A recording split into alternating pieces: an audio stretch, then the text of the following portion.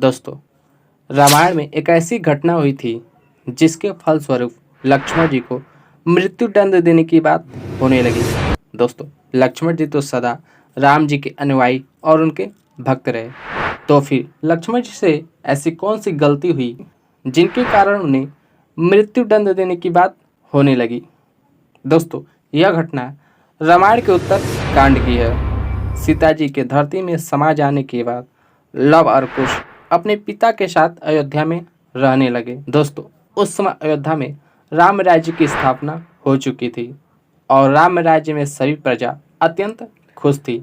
राम राज्य में सभी प्रजा के पास रहने के लिए घर और खाने के लिए भोजन पर्याप्त रहता था। दोस्तों, दीर्घकाल के बाद कौशल्या, कैकेयी और सुमित्रा परलोक को गमन किया।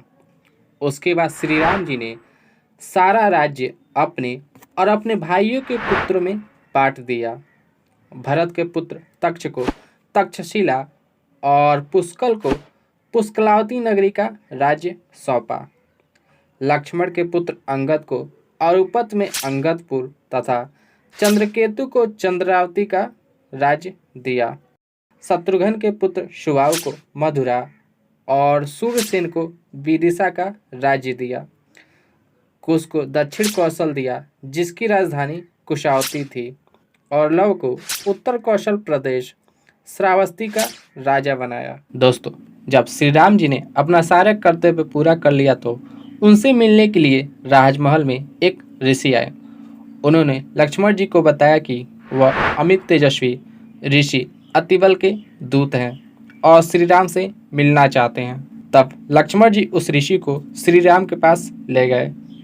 उस ऋषि ने श्री राम को प्रणाम करते हुए कहा कि मैं अपने गुरु का एक महत्वपूर्ण संदेश लाया हूँ और एकांत में ही आपको बताऊंगा। उस ऋषि ने यह भी कहा कि श्री राम, यह संदेश इतना महत्वपूर्ण है कि अगर हम दोनों को कोई बात करते देख या सुन लेता है तो आप उसे मृत्यु दंड देंगे। तब श्री राम जी उस ऋषि की विनती स्वीकार करते हुए प्रतिज्ञा की, अगर हम दोनों को कोई बात करते भी देख लेता है तो उसे मृत्युदंड दिया जाएगा। उसके बाद सारे पहरेदारों को हटाकर स्वयं लक्ष्मण जी द्वार पर खड़े हो गए। दोस्तों, तब ऋषि ने बताया कि मैं काल हूँ और ब्रह्मा जी की आज्ञा से आया हूँ।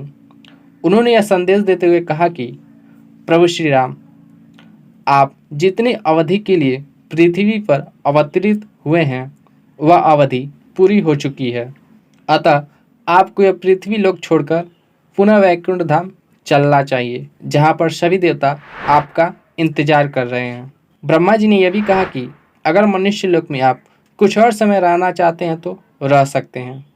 तभी दुर्वासा ऋषि लक्ष्मण जी के पास पहुँचे और तत्काल श्री राम से मिलने का आदेश दिया। लक्ष्मण जी ने बताया कि श्री राम अभी एक कार्य में व्यस्त हैं, इसलिए हे मुनिवर, कुछ घड़ी इंतजार करें। तब पूरे क्रोध में दुर्वासा ऋषि ने कहा कि लक्ष्मण, तुम मेरी शक्तियों को नहीं जानते, इसलिए तुम मुझे इंतजार करने के लिए कह रहे हो।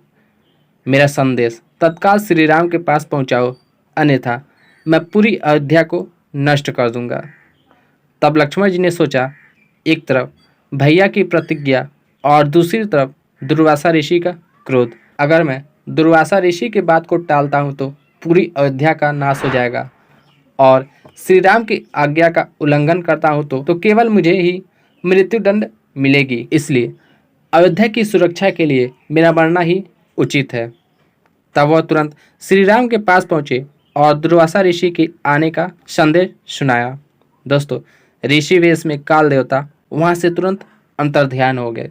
दोस्तों, श्री राम ने अपनी प्रतिज्ञा कभी नहीं तोड़ी, इसलिए लक्ष्मण को मृत्यु दंड देने की बात होने लगी।